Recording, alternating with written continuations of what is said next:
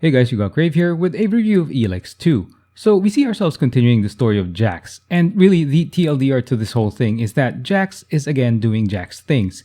He's again trying to bring people together, and he has to deal with old baddies and new ones along with the usual jank you found in the first game.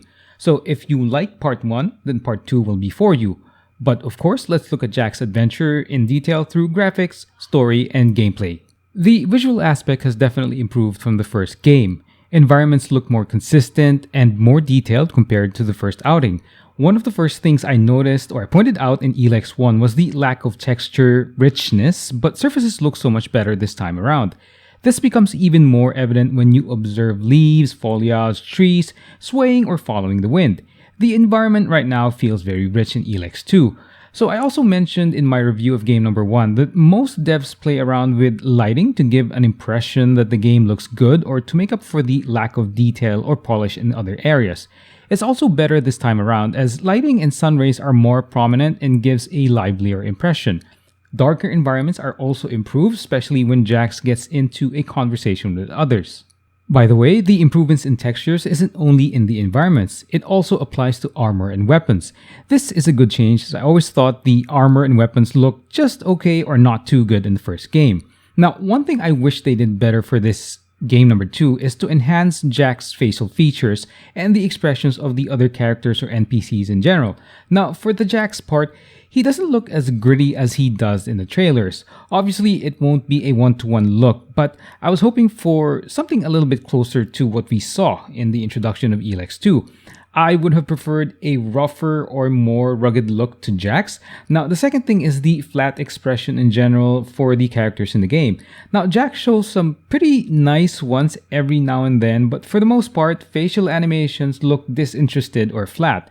So this was already a thing in the first game. On the audio aspect, there are improvements and lapses in the space. Now, the positive side of things is that dialogue is more consistent this time around as opposed to Elex 1. We also have less of those moments where different voice actors, or at least it appears that different voice actors were used for the same merchants, and this time around, background music no longer drowns out dialogue lines. Now, on the bad side of the audio part of things, the background music is not as interesting or not that good this time around. I thought that Elex 1's background music was good, but this time around it just feels like the music adds no value. It's like you don't even notice it. It doesn't add anything to combat. It doesn't add anything to, those really serious moments. So yeah, I wish they did better in this part.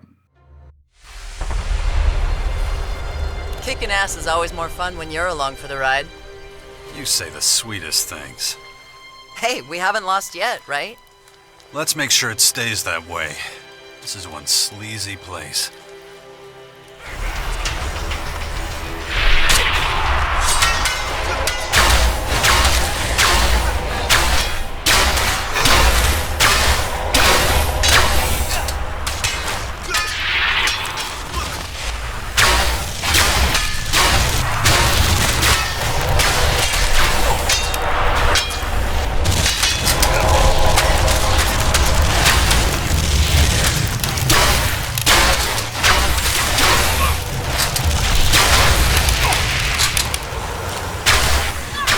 The plot of Elex 2 is again Jax doing Jax things with the people of Magellan, but it also introduces a greater threat this time. You start out like you did in the first game. You have no powers or gear that's good enough to go against mobs or the alien threat. Your character is in a self-imposed exile, cut short by aliens destroying your own little hut. The exile is for a number of small reasons, but one main one is being tired of the factions of the game not listening to your warnings about the alien threat called the Skyants. The quick version is that you are pushed again to try and warn people and maybe unite them to go up against this big problem. For the most part, this follows the same story or plot pattern as Elex 1, and like other RPGs of the sort, you end up talking to a lot of people and recruiting companions to join you in your cause. There is now a new group in the game called the Morcons, who have this belief revolving around pain and death.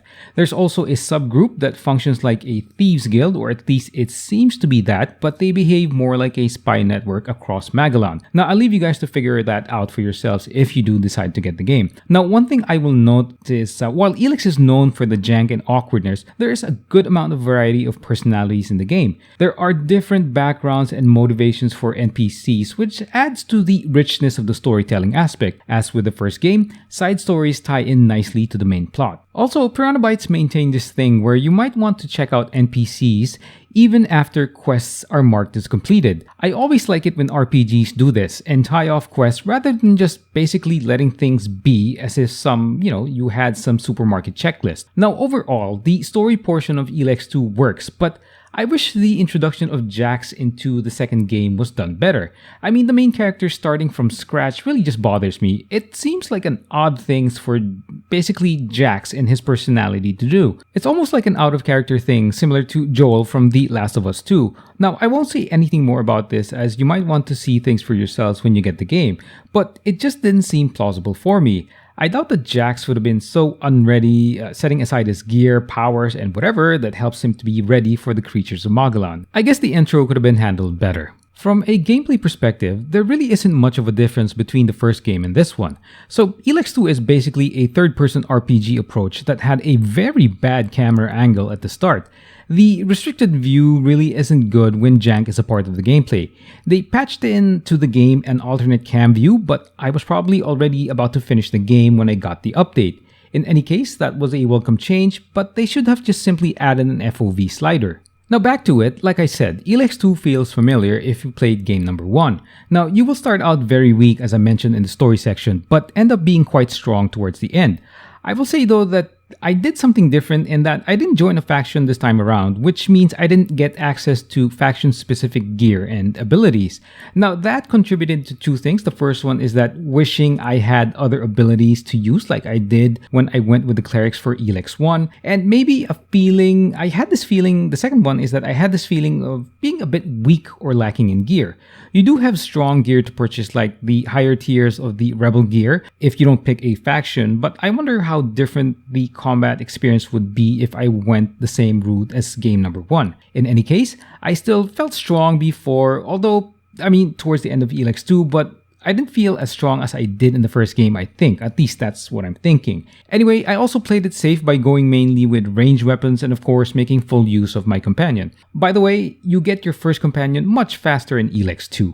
Another returning feature is your trusty jetpack, and it has gained new uses and lost a feature. Now, the most obvious would be the additional movement you gain. There's more freedom to move around, and this is especially more evident when fighting aerial mobs using melee weapons. You're able to rush mobs while in the air, which really helps as there are more of them in Elex 2 compared to the first game. The thing I noticed is that I was missing the regeneration of fuel while you let go of the jetpack boost key. This allowed for better chances at covering large gaps by allowing small amounts of fuel gains while in the air.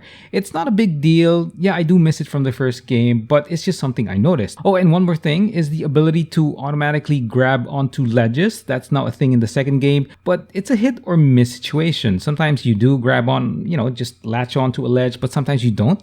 So that's either a bit buggy or it's just part of the jank in Elex. Other aspects are still the same in Elex 2. It's best that you level up as much as you can to get a bit stronger. You'll need the attribute points and learning points to be able to one-up any mob or enemy in the game. The attribute points are also necessary, just like in the first game, since your basically gear have specific requirements. So it might need a strength requirement, a dex requirement. It's pretty standard in RPGs. There are also other ways to gain attribute points like abilities or perks, but leveling appears to be the best option. Now, fortunately, at least from my experience, mobs seem to be dropping some very nice loot, which sell for good prices. So gear isn't hard to acquire. You can basically just sell, buy, sell, buy. One more thing I want to point out, and I don't recall if this was the case in game number 1, is that there are a number of these quests that have you mow down a number of mobs in different locations. These kill X number of mob quests got me really annoyed, and it felt like I was playing an MMO. I can understand one or two of these quests, but they started to pop up towards the end of the game. I think I think from the middle part towards the end of the game, and it felt like a lack of imagination or creativity in building up the end sequence of the game. If we say that the somewhat jankiness of gameplay or combat is a thing in Piranha Bytes games, then this questing sequence was the worst part of Elex 2. Other than this though, the combat is what you would expect from Jack's story. Well, like I said, it's Jack saving Magellan again.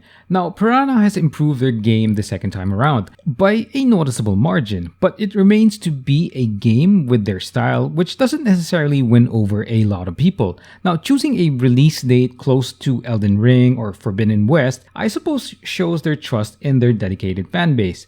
Now, Elex 2 is basically an improved Elex 1, but again, I have to mention those annoying quests towards the end where it's like you're crossing off a supermarket checklist. It can be frustrating when you start to feel the plot of game number 2 unfolding. But other than this, Elex 2 is still Jax doing Jax things. Thanks for watching, guys. Talk to you soon.